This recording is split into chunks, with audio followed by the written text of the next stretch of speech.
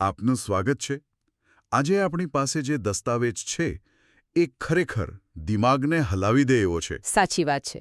જ્યારે મેં આ વાંચ્યું ત્યારે મને સૌથી વધુ આશ્ચર્ય એ વાતનું થયું કે આખી વાર્તા એક સિંહાસન માટેની લડાઈથી શરૂ થાય છે, પણ આ કોઈ તલવારો કે સૈન્યની લડાઈ નથી. બિલકુલ નહીં. આ એક વિચારની લડાઈ છે.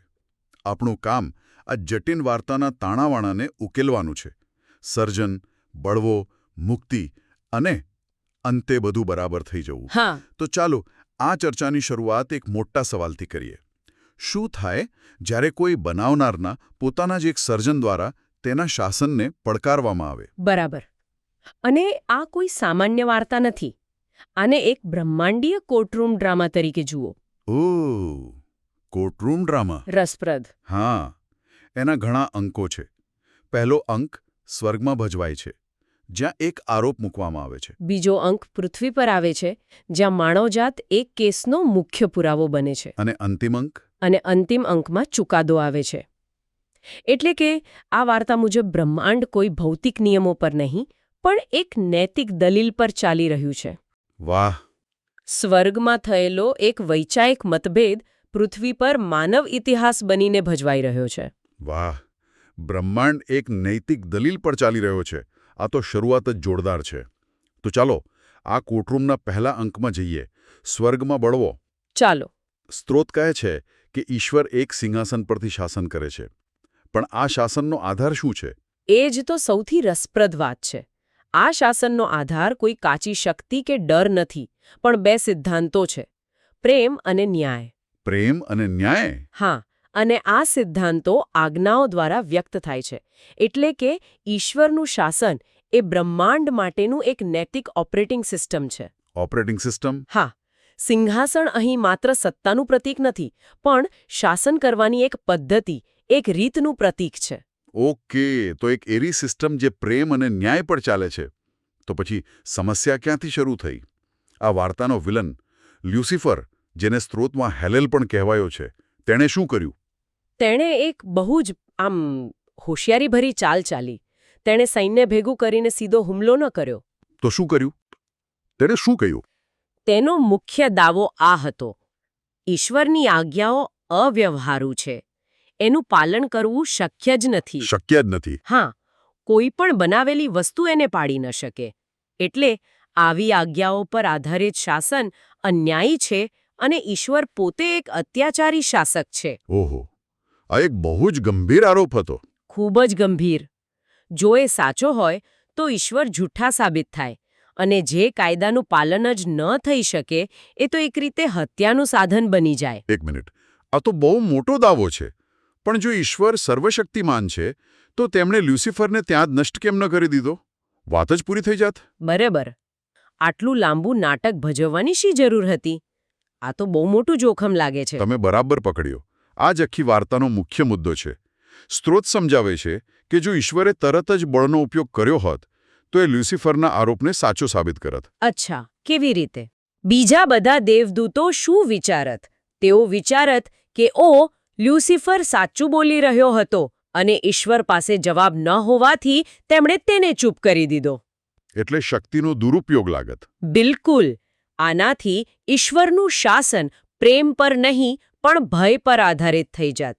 ભવિષ્યમાં કોઈ બીજો બળવો કરત. એટલે આરોપને દબાવવો એ ઉકેલ ન હતો. તો ઉકેલ શું હતો? આરોપને ખોટો સાબિત કરવો જરૂરી હતો, અને એ પણ ખુલ્લી કોર્ટમાં, બધાની સામે.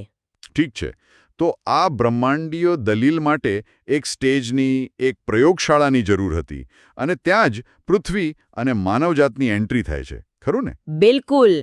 આ કોર્ટરૂમ ડ્રામાનું સ્ટેજ એટલે પૃથ્વી, અને મુખ્ય સાક્ષી એટલે માનવ. મુખ્ય સાક્ષી? હા. સ્ત્રોત મુજબ આદમના સર્જન પાછળ બે મુખ્ય કારણો હતા.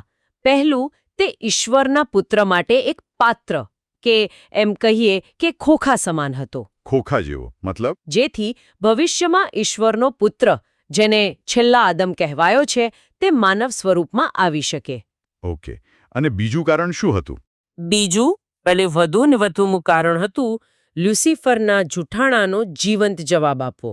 જીવંત જવાબ? હા. આદમ અને તેના વંશજોને એ સાબિત કરવા માટે બનાવવામાં આવ્યા હતા કે ઈશ્વરની પ્રેમ આધારિત આજ્ઞાઓનું પાલન કરવું શક્ય છે. તેઓ ઈશ્વરના સ્વરૂપ બનીને આ કરી શકતા હતા. અહીં મને રોકો. ઈશ્વરના સ્વરૂપ બનવું, આનો અર્થ શું છે? દેખાવમાં ઈશ્વર જેવું લાગવું કે પછી વર્તનમાં? ખૂબ સરસ સવાલ. અહીં સ્વરૂપનો અર્થ દેખાવ નથી, પણ ચરિત્ર છે. ચરિત્ર? હા, ઈશ્વરના સ્વરૂપ બનવાનો અર્થ છે પ્રેમ, ન્યાય, દયા અને આજ્ઞાપાલન જેવા ગુણોને પોતાના જીવનમાં ઉતારવા. એવું જીવન જીવવું જે ઈશ્વરના ચરિત્રને પ્રતિબિંબિત કરે, ભલે એ માટે મરવું પડે. ઓકે. આમ આદમનું સર્જન એ સ્વર્ગમાં શરૂ થયેલા નૈતિક સંઘર્ષના ઉકેલ માટેનું કેન્દ્રબિંદુ હતું. પણ આ યોજનામાં શરૂઆતમાં જ એક મોટો ધબડકો થયો. હા, હીરો આદમ આ પરીક્ષામાં નિષ્ફળ ગયો. સ્ત્રોત કહે છે કે તેણે ઈશ્વર કરતાં હવાને વધુ પ્રેમ કર્યો અને તેની વાત માની. તો શું આનો અર્થ એ છે કે આદમની ભૂલ બળવો કરવાની ન હતી, પણ પ્રેમને ખોટી જગ્યાએ પ્રાથમિકતા આપવાની હતી? આ તો એકદમ અલગ અને દુઃખદ દૃષ્ટિકોણ છે. હા, તે એક દુઃખદ વળાંક હતો. તેણે ઈશ્વરની આજ્ઞા તોડી અને શૈતાનની લાલચ સામે હારી ગયો. અને બાઇબલનો એક સિદ્ધાંત છે કે જે હારે છે તે જીતનારનો ગુલામ બને છે. તો આદમ ગુલામ બન્યો? આદમ શૈતાન સામે હારી ગયો અને કાયદેસર રીતે તેનો ગુલામ બની ગયો.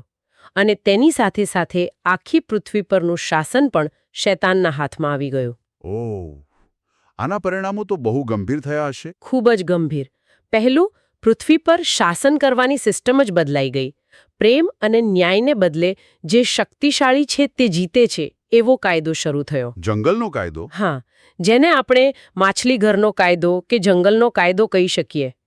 અને બીજું, પાપના પરિણામે મૃત્યુ આવ્યો. મૃત્યુ આવ્યું? મનુષ્ય ઈશ્વરના જીવનના સ્ત્રોતથી અલગ થઈ ગયો અને શારીરિક મૃત્યુ આવ્યો. સ્ત્રોત મુજબ જમીન એટલે કે માનવ શરીર શાપિત થયું. એનો અર્થ એ કે તેમાં પાપ કરવાની વૃત્તિઓ અને નબળાઈઓ આવી ગઈ. આ તો ખૂબ જ નિરાશાજનક વળાંક છે. બ્રહ્માંડના ભવિષ્યનો આધાર જેના પર હતો તે પાત્ર શરૂઆતમાં જ નિષ્ફળ ગયું. હવે શું થશે? શું બધું ખતમ થઈ ગયું? ના, અહીંથી વાર્તાનો બીજો અને સૌથી મહત્વનો ભાગ શરૂ થાય છે. અચ્છા. હવે વાર્તાના નાયકનો પ્રવેશ થાય છે. છેલ્લો આદમ એટલે કે ઈસુ. છેલ્લો આદમ? જ્યાં પહેલો આદમ નિષ્ફળ ગયો, ત્યાં છેલ્લો આદમ સફળ થવા માટે આવ્યો. તો તેમનું મિશન શું હતું? આખી બાજીને કેવી રીતે પલટાવવાની હતી? તેમનું મિશન બહુ સ્તરીય હતું. પહેલું, તેમણે જમીન પાછી મેળવી. સ્ત્રોત એક બહુ જ નાટકીય ભાષા વાપરે છે. તે કહે છે કે ઈસુએ પોતાના લોહીથી માનવ શરીરને ખરીદી લીધું. એક મિનિટ. શરીરને ખરીદી લેવું? લોહીથી? આ તો કોઈ કાનૂની સોદા જેવું લાગે છે. આનો અર્થ શું છે? તમે એને એક કાનૂની સોદા તરીકે જોઈ શકો છો. આદમે હારીને જે અધિકાર ગુમાવ્યો હતો અને શૈતાને જે માલિકી મેળવી હતી તેને રદ કરવા માટે એક કિંમત ચૂકવવી જરૂરી હતી. અને એ કિંમત ઈસુએ ચૂકવી? હા, ઈસુએ પોતાના બલિદાન દ્વારા એ કિંમત ચૂકવી અને માનવતા પર શૈતાનનો કાનૂની દાવો તોડી નાખ્યો. તેમણે માનવ શરીરને શૈતાનની ગુલામીમાંથી છોડાવીને તેને પવિત્ર આત્માનું મંદિર બનાવવાનો રસ્તો ખોલ્યો. એટલે કે એક એવી જગ્યા જ્યાં ઈશ્વર ફરીથી વસી શકે. બરાબર. વાહ! અને બીજું શું હતું તેમના મિશનમાં? બીજું, તેમણે શૈતાન પર સીધો વિજય મેળવ્યો. જે લાલચો સામે પહેલો આદમ હારી ગયો હતો, એ બધી જ લાલચોનો સામનો છેલ્લા આદમે કર્યો અને જીતી બતાવ્યું. તેમણે સાબિત કરી દીધું. તેમણે સાબિત કર્યું કે માનવ શરીરમાં રહીને પણ ઈશ્વરની આજ્ઞાઓનું પાલન કરવું શક્ય છે. અને ત્રીજું, તેમણે મનુષ્યો માટે મૃત્યુ સ્વીકારીને ઈશ્વરનો પ્રેમ કેવો હોય છે તેનું અંતિમ પ્રમાણ આપ્યું. પણ તેમના મિશનનો સૌથી મોટો ધમાકો તો તેમના પુનરુત્થાનનો હતો, ખરું ને? બિલકુલ. તો શું આપણે કહી શકીએ કે પુનરુત્થાન એ શૈતાનના મૂળ દાવા પર એક તમાચો હતો? એ જાણે કે બ્રહ્માંડને કહેવાની રીત હતી, તમે કહ્યું હતું કે આ શક્ય નથી, જુઓ આ રહ્યું. બિલકુલ. એનાથી વધુ સચોટ રીતે ન કહી શકાય. જુઓ, પાપનું પરિણામ મૃત્યુ છે. આ એક બ્રહ્માંડીય નિયમ છે. હા. સ્ત્રોત તર્ક આપે છે કે ઈસુ સંપૂર્ણપણે પાપરહિત હોવાથી મૃત્યુ તેમને કાયદેસર રીતે બાંધી શક્યું નહીં. તેમનું પુનરુત્થાન એ વાતનો સૌથી મોટો અને જીવંત પુરાવો છે કે ઈશ્વરની આજ્ઞાઓનું પાલન કરવું શક્ય છે. તો આ ઘટનાએ બધું બદલી નાખ્યું? હા, આ એક જ ઘટનાએ શૈતાનના મૂળભૂત દાવાના પાયા હલાવી દીધા. એટલે જ ઈસુને ઊંઘી ગયેલાઓમાંથી પ્રથમ ફળ કહેવામાં આવ્યા છે. પ્રથમ ફળ, આનો શું મતલબ? જેમ ખેતરમાં પહેલું ફળ પાકે એ બાકીની આખી ફસલ પાકવાની ગેરંટી આપે છે, તેમ ઈસુનું પુનરુત્થાન એ વાતની ગેરંટી છે કે જો તેમના માર્ગ પર ચાલશે, તેઓ પણ પાપ અને મૃત્યુ પર વિજય મેળવી શકશે. તેમણે એક નવો રસ્તો ખોલી દીધો? બરાબર. આ વિજયમાં સ્ત્રોત પવિત્ર આત્માની ભૂમિકા પર ઘણો ભાર મૂકે છે. તે કેવી રીતે મદદ કરે છે? આ ખૂબ જ મહત્વનો મુદ્દો છે. હા. પહેલા આજ્ઞાઓ પથ્થરની શિલાઓ પર લખેલી હતી, એક બાહ્ય નિયમ તરીકે. હા. પણ હવે પવિત્ર આત્મા દ્વારા એ જ આજ્ઞાઓ અને ઈશ્વરની ઈચ્છા સીધી વ્યક્તિના હૃદય પર લખાય છે. અંદરથી જ? હા, અંદરથી. હમ. પવિત્ર આત્મા વ્યક્તિને અંદરથી બદલવાની અને પાપ પર વિજય મેળવવાની શક્તિ આપે છે. આ રીતે વ્યક્તિ માત્ર બહારથી નિયમો પાળવાનો પ્રયત્ન નથી કરતો, પણ અંદરથી ઈશ્વર જેવો બનવા લાગે છે. તે સાચા અર્થમાં ઈશ્વરના સ્વરૂપમાં રૂપાંતરિત થાય છે. બિલકુલ. ઓકે. તો ઈસુએ પુરાવો આપ્યો કે આ શક્ય છે. પણ શું એક વ્યક્તિનો પુરાવો આટલા મોટા બ્રહ્માંડીય કેસને જીતવા માટે પૂરતો હતો કે પછી હજી વધુ પુરાવાની જરૂર હતી? સારો પ્રશ્ન. સ્ત્રોત મુજબ ઈસુ પ્રથમ અને સૌથી મહત્વપૂર્ણ પુરાવા હતા, પણ કેસને સંપૂર્ણપણે બંધ કરવા માટે હજી વધુ પુરાવાની જરૂર હતી. અચ્છા. હા, અહીં પ્રથમ ફળનો ખ્યાલ વધુ વિસ્તરે છે. આ પુરાવા 3 તબક્કામાં રજૂ થાય છે. પહેલા, ઈસુ પોતે. બીજા, તેમના શિષ્યો, જેમને પ્રેરિતો કહેવાય છે. હા. જેમણે પેન્ટેકોસ્ટના દિવસે પવિત્ર આત્માનો અનુભવ કર્યો અને ઈશ્વરની શક્તિથી જીવીને બતાવ્યું. અને ત્રીજું અને અંતિમ જૂથ કોણ છે? સ્ત્રોતમાં 1,44,000 શહીદ સાક્ષીઓનો ઉલ્લેખ છે. આ તો ખૂબ જ ચોક્કસ આંકડો છે. હા. સ્ત્રોત એના વિશે શું કહે છે? શું આ શાબ્દિક આંકડો છે કે કોઈ સાંકેતિક સંખ્યા? અને શહીદ સાક્ષી બનવાનો અર્થ શું છે? એમનું કામ શું છે? આ આંકડો બાઇબલના અંતિમ પુસ્તક પ્રકટીકરણમાંથી આવે છે અને તેની ઘણી વ્યાખ્યાઓ છે. કેટલાક તેને શાબ્દિક માને છે, જ્યારે મોટા ભાગના વિદ્વાનો તેને સાંકેતિક માને છે. સાંકેતિક? હા, જે ઈશ્વરના લોકોની સંપૂર્ણતાનું પ્રતીક છે. પણ સંખ્યા કરતાં તેમની ભૂમિકા વધુ મહત્વની છે. તેઓ શહીદ સાક્ષીઓ છે, એટલે કે એવા લોકો જેઓ પોતાના જીવન દ્વારા અને જરૂર પડીએ મૃત્યુ દ્વારા સાક્ષી પૂરે છે. શેની સાક્ષી? એ જ વાતની જેનો શૈતાને ઇનકાર કર્યો હતો કે ગમે તેવી મુશ્કેલી, ગમે તેવી લાલચ અને ગમે તેવા દબાણ હેઠળ પણ મનુષ્યો ઈશ્વરના પ્રેમના નિયમ પ્રમાણે જીવી શકે છે. તો તેઓ અંતિમ પુરાવા છે? દાવા છે. તો જ્યારે આ 1,44,000 લોકોની સંખ્યા ભલે સાંકેતિક હોય, પૂરી થઈ જાય, ત્યારે શૈતાનને સ્વર્ગના કોર્ટરૂમમાંથી કાયમ માટે ડિસ્બાર કરી દેવામાં આવે છે. તેનો કેસ હંમેશા માટે ખારીજ. બરાબર. એ જ. જ્યારે પુરાવા પૂર્ણ થાય ત્યારે દલીલ માટે કોઈ જગ્યા રહેતી નથી. સાચી વાત. સ્ત્રોત મુજબ આ ઘટના પછી શૈતાનને સ્વર્ગમાંથી કાયમ માટે બહાર કાઢી મૂકવામાં આવે છે, કારણ કે તેના આરોપોનું હવે કોઈ વજન રહેતું નથી. અને આ પછી જ અંતિમ ન્યાય અને વાર્તાના અંતિમ ચરણનો માર્ગ ખુલે છે. અને ઈસુ પૃથ્વી પર પાછા આવે છે અને શાસન પોતાના હાથમાં લે છે. બરાબર. અને આ પછી સર્જનની પૂર્ણાહુતિ, એટલે કે વાર્તાનો અંતિમ ભાગ શરૂ થાય છે. તેમાં શું શું થાય છે? સ્ત્રોત 3 મુખ્ય ઘટનાઓનું વર્ણન કરે છે. પ્રથમ, 1000 વર્ષનું રાજ્ય, જેને મિલેનિયમ પણ કહે છે. મિલેનિયમ. આ સમયગાળા માટે શૈતાનને કેદ કરવામાં આવે છે અને પૃથ્વી પર શાંતિ, ન્યાય અને સુમેળનું શાસન સ્થપાય છે. આ એક પ્રકારનો હીલિંગ અને રેસ્ટોરેશનનો સમય છે. અને 1000 વર્ષ પછી? 1000 વર્ષ પૂરા થયા પછી અંતિમ ન્યાય થાય છે. આ સમયે મૃત્યુ, પાપ અને તેની સાથે જોડાયેલી દરેક નકારાત્મક વસ્તુનો સંપૂર્ણપણે નાશ કરવામાં આવે છે. બ્રહ્માંડનું અંતિમ ક્લીનઅપ. હા, બરાબર. એ જ. જે કંઈ પણ પ્રેમના સિદ્ધાંતની વિરુદ્ધ છે, તેને હંમેશા માટે દૂર કરવામાં આવે છે. અને છેવટે અંત કેવો છે? અંતે આવે છે સંપૂર્ણ આરામ. સર્જન તેની સંપૂર્ણતાએ પહોંચે છે. પુત્ર જેણે આ સમગ્ર બચાવ યોજનાનું નેતૃત્વ કર્યું તે રાજ્ય પિતાને પાછું સોંપે છે અને ત્યારે ઈશ્વર સર્વમાં સર્વ બને છે. સર્વમાં સર્વ. હા, આ એક એવી સ્થિતિ છે જ્યાં દુઃખ, પીડા, આંસુ અને મૃત્યુનો હંમેશા માટે અંત આવે છે. સર્જન તેના મૂળ હેતુ, જે પ્રેમ અને સુમેળ પર આધારિત હતો, તેને ફરીથી પ્રાપ્ત કરે છે.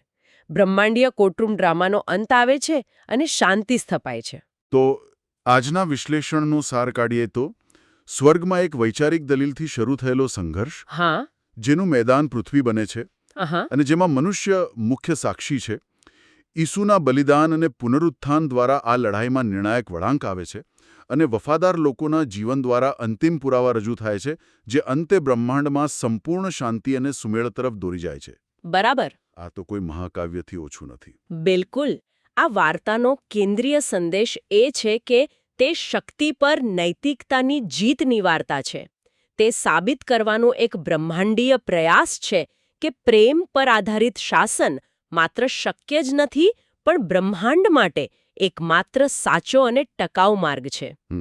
તે આપણને બતાવે છે કે આપણી પસંદગીઓ, આપણો પ્રેમ અને આપણી વફાદારીનું મહત્વ માત્ર આપણા જીવન પૂરતું સીમિત નથી, પણ તેનું એક બ્રહ્માંડીય મહત્વ છે.